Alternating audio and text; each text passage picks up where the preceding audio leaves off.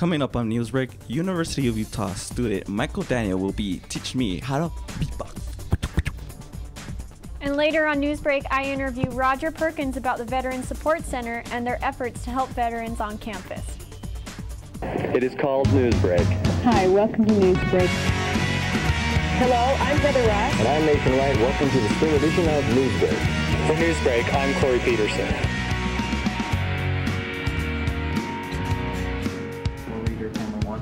Stand by. 10 seconds. Cue talent. Welcome to Newsbreak. I'm Alex Ross. Coming up on Newsbreak. I'm Austin Wolford for Newsbreak. 4, 3, 2, 1. Take it. Welcome to Newsbreak. I'm Zachary Arthur. And I'm Lisa Hawkins. 38 states currently have bans on same-sex marriage. The Supreme Court heard arguments about Proposition 8 and the Defense of Marriage Act last month. Newsbreak reporter Connor Wallace found out what people at the University of Utah think about the issue. On March 26th and 27th, the Supreme Court heard arguments on both sides on whether or not to abolish both Prop 8 and the Defense of Marriage Act. If both were abolished, it would give same-sex couples the rights to marry in California and allow married same-sex couples the same benefits married heterosexual couples have. According to the Human Rights Campaign, there are 1,138 benefits, rights, and protections provided on the basis of marital status in federal law. Safe Zone Coordinator for the LGBT Resource Center, Valerie Velarde, said if the Supreme Court does abolish Prop 8 and DOMA, it will still be a long time before all states recognize same-sex marriage. So I think it would take a lot longer than just what those hearings are going to have. And I think that's actually a good thing, because if we get into things like, if we get marriage equality, then, you know, the LGBT movement has reached its focal point, and here we go and we're equal now. And so those conversations can't end. One argument raised in the debate over same-sex marriage is whether or not it should be left up to the states to decide the rights of same-sex couples. Junior Alexander Fulmer believes same-sex couples should be given rights, but he believes marriage is reserved for heterosexual couples. I believe that, yes, gay couples should have certain rights, but I don't believe in same-sex marriage as being something that government should be deciding. The Supreme Court has until the end of June to decide the constitutionality of Prop 8 and DOMA. If both are abolished, same-sex couples would be given the same rights as heterosexual married couples. Reporting for Newsbreak, I'm Connor Wallace. A LEAP class here at the U has spent this past year working on a theater program with a local at-risk community. We're now joined in studio by Sarah Seastrand, a member of the LEAP class. Sarah, thanks for coming into the studio today. Thanks for having me. Tell us a little bit about what the program is on a basic level, what you guys do. So the Fine Arts LEAP program, we are trying to combine the arts with our community. Okay. And there are children at Neighborhood House, which is a low-income daycare facility, and we really want to encourage them to go to college. And so we have created a play for them to come and perform here at the U, and it should be a really good experience. Well, what's the process of working with the kids? Do you go to them? How do you create the play? So to create the play, we've used a lot of the kids' ideas to incorporate different characters and different costumes. And we go to Neighborhood House, which is the daycare facility, to kind of get the kids in their element so they feel more comfortable. You brought a costume with you today, right? Yeah, I did. Show us. So this is the costume of the wolf in the play. And the wolf is kind of the evil character, and it is dressed up as an artist. Cute. And so if you come, you will see this costume. What's the plot of the play then? The plot of the play is a spin-off of Little Bo Peep, and some of the characters that the kids wanted to do were cats and army men and ballerinas. Okay. So we incorporated those characters into Little Bo Peep, and she has to go to various lands to find her sheep, while the wolf is trying to get them as well. Now, are the kids in the play? Are they characters in the play? Do they act? Yeah, the kids are all acting in the play, so. Fun. Okay, when is the play? Where can we go see it? So the play will be on April 25th at 6:30 at the Hayes Christensen Theater at the Marriott Center for Dance. Thank you so much, Sarah. Thanks for coming in. All right, everyone, make sure to mark your calendars for April 25th in the Dance Theater, and back to you, Zachary. Lindsay Wilbur talked with senior pole vaulter Claudia Rocosa about her recent school record. Only 2 athletes pole vault for the U track and field team. Of the 2, senior Claudia Rocosa has set a school record vaulting 13 feet, 1 3/4 inches. While the height is a school record, Rocosa said she's excited about the accomplishment it is for her personally as well. I attempted that bar many times, and it was always really, I was just short on little things, and it was very close every time, but at the meet at UVU, I just felt like I need to clear this bar now. There's no reason why I can't clear this bar, and so I did it, and it felt amazing. When I ran off the pit and I cleared and I saw the bar was still up there, I just screamed because it felt amazing. With her record height, Rocosa is now looking ahead to qualifying for the NCAA championship meet. For Pac-12 championships, we have NCAA regionals, and I'm pretty certain that I'm qualified for that meet already. And 2 weeks after that, it's nationals. I'm working hard, and I think and hope that I can get there this year. Reporting for Newsbreak, this is Lindsay Wilbur.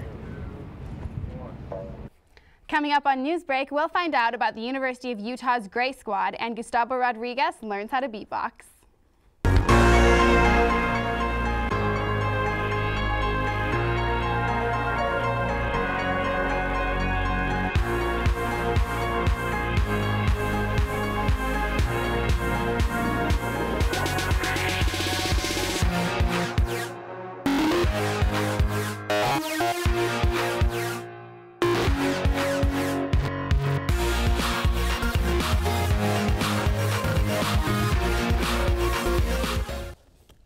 Welcome back to Newsbreak. The director of University of Utah's Veteran Support Center, Roger Perkins, joins us in studio to talk about what is available for veterans on campus.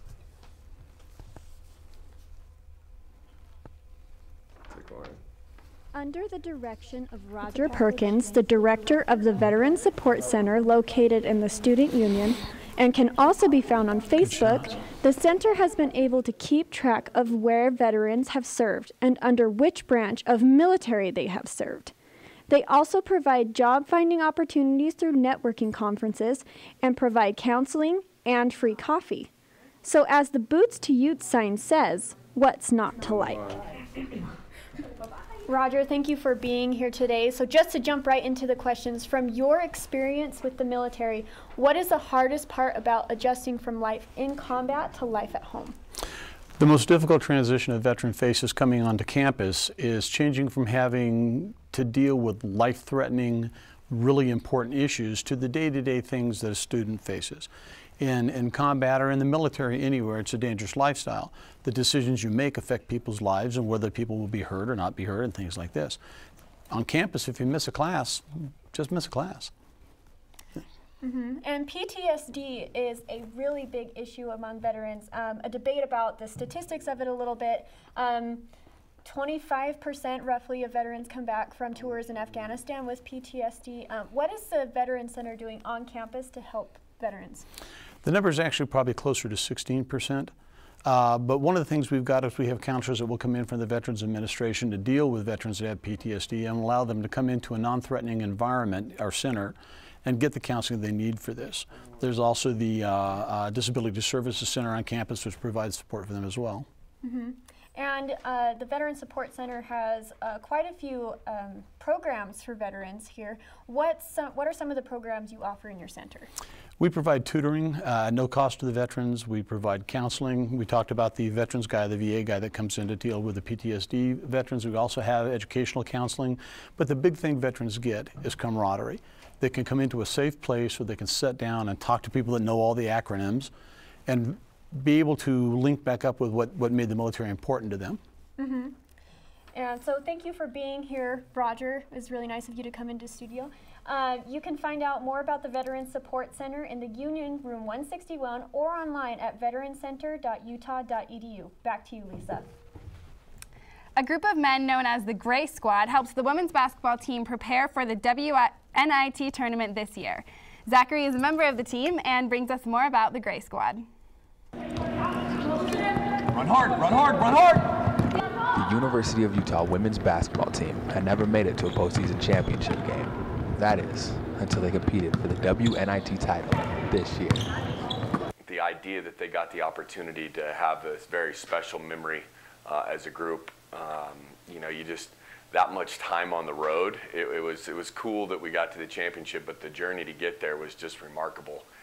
It was a great experience, great opportunity getting to the NIT championship because I had never been a part of a program that played through April, you know, no matter what level it was. And so it was exciting to be one of the last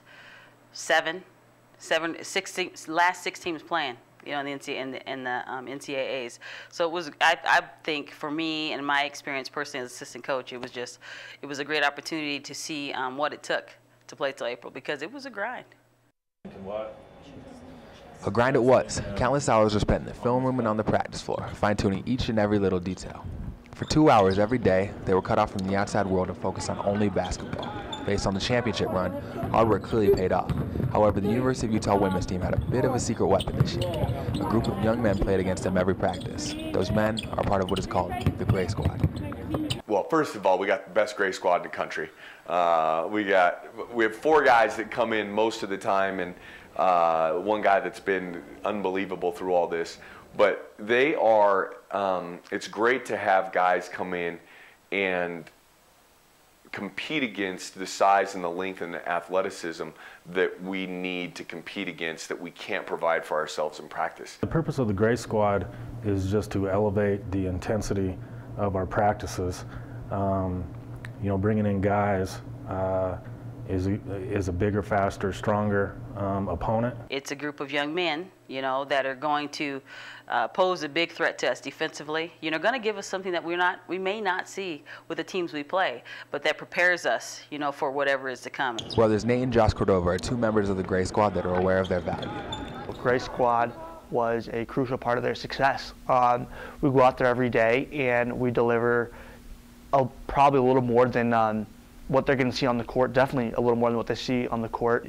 If they play against harder competition, when they get in the game, it'll be easier, or seem like it's easier. The Gray Squad was vital toward the women's success, but in the end, it's about enjoying the journey, and the Cordova brothers never forgot about that. And the 2 of them together was hilarious. Just the back and forth was just tremendous for me to watch all the time. Gray Squad. The Gray Squad. They had a Gray Squad March Madness. Gray Squad Hall of Fame. University of Utah Gray Squad win. Reporting on the good laughs off the court and to the group of men that helped the women reach new heights and get to the WNIT championship game on the court. I'm Zachary Arthur, the Newsbreak. The story of the Blitz Kids, the University of Utah's 1944 basketball team, has been recounted through a book and a movie. Newsbreak reporter Nina Pack talked with 3 of the Blitz Kids. With graduation around the corner, many University of Utah alumni find themselves reminiscing about their time here at the U. But there's one story in particular that's been retold for almost 70 years. That story is about the 1944 University of Utah National Championship basketball team, also known as the Blitz Kids. I sat down with 3 of the star players as they reflected on the year that changed their lives. Sitting here brings back all those memories because this is where we used to play back in those old days. Ever since it happened, we've been reminded of it every year, and it's been an amazing thing. We keep thinking this is the last year, they'll forget all about it, but 70 years ago, we're still going. I didn't think about playing basketball until, well, one day in the fall, a friend of mine says I saw and noticed on the bulletin board that all basketball players are asked to show up at the gym at 4 o'clock and bring your own shoes and so on if you want to try out for the team. Traveled 10 days on the train, it says in the book, and because of war, if a military person had a priority for a seat, several times we lost the seats that we had on the train. And Watt and I spent a couple of nights sleeping in an upper berth together. Plenty of room for a little guy like me, but it is a little crowded for Arnie, so with the 2 of us, so we managed to find enough room for the both of us. Getting to where we were, we had already accomplished 100 times more than we thought we were going to do at the first of the year. Going all the way to New York was really something special. So, you know, you read about it and you see it in movies and all that stuff, but to actually live it was was, well, kind of mind-boggling. When we tied the game and then went into overtime, at that time they wouldn't let the coaches out on the floor, so we were sitting there talking about it and saying, well, let's work it in, don't get nervous, we can win, we can do it. And there wasn't any set play that we were going to use, but when the time got down to about 5 seconds, Bob Lewis had the ball and looked around, and I was clear over in the, just behind the three-point line, and he threw it to me. There was no time left, so I had to shoot. Luckily, it went in. Don't think we recognized the recognition of what we had done. I think we there and played a basketball game, and we played a lot of them. It's a major story. I don't think there's, you couldn't write a fictional story that would be more unbelievable. The Cinderella story of the 1944 team is continuously celebrated. The team was honored at this year's NCAA tournament at Energy Solutions Arena. There's also a book that was co-authored by Arnie Farron's son and grandson that's titled Blitz Kids. Reporting for Newsbreak, I'm Nina Pack. Michael Daniels is a communication student here at the U, and he also happens to be a beatboxer. Tonight, Michael is joining us in studio to teach our own Gustavo Rodriguez some beatboxing sounds. Hi, Michael. Thank you for joining us Thank you. on Newsbreak. So, how many sounds can you make? I can make close to 10 sounds that I've counted last time. Yeah. 10? Yeah, 10. Since when did you start? Since I started in August 2011, and so it's coming close to 2 years. And the reason why it's just so little sounds is because I try to perfect those, and I really just rather perfect those than just like okay, that sounds okay, and then go to the new sound. So that a little, but So can you teach me a few? Of course, man. Beats. Yeah, of course. So the easiest noises that I can think of are the hi-hat and the open hi-hat. What's that? It's the two little cymbals that close together on the drums, and the hi-hat sounds tss. Okay. So it's TS. So that's closed. Open is tss, it's longer. Oh, it's a longer sound. Yeah. Okay. And you can mix that up with the beat where a lot of beatboxers teach you boots and cats. So you can say boots and cats and boots and cats. Boots and cats. So you just start out like that. Yeah, boots just like that. Cats. Saying boots and cats and cutting out the O's in the boots. So boots, boots, cats, boots, cats. No, I can't. That was good. That was a good start. It was a good start. Can I just try that? Yeah. All right. So I'll keep practicing on that. I'll keep practicing. Yeah, it's simple. Do you record any of your beats? I have only done one song with one of my friends, Irene, and it was pretty hard. It was a whole 3-minute beatboxing. It was tough. Well, I'll keep practicing. For sure, man. For sure. Thank you, Michael, for stopping by. No, thank you. You can hear more of Michael on KU Radio, the Morning Caliente show, every Friday morning from 10 to 1. Thank you for watching Newsbreak, the show produced by students for students. Have a good evening. Take it away, Michael. All right. Thank you.